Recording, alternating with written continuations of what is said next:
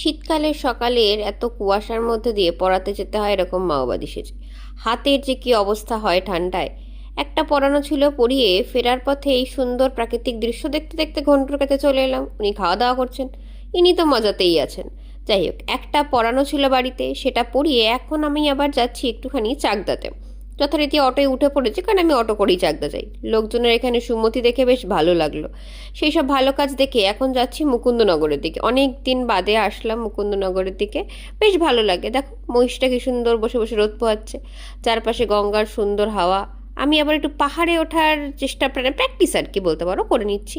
এখানে দেখুন এই আপদটা কীরকম হাঁটতে হাঁটতে যাচ্ছে। ডোগেশ ভাই একটু বেশি অ্যাটিটিউড দেখাচ্ছিল।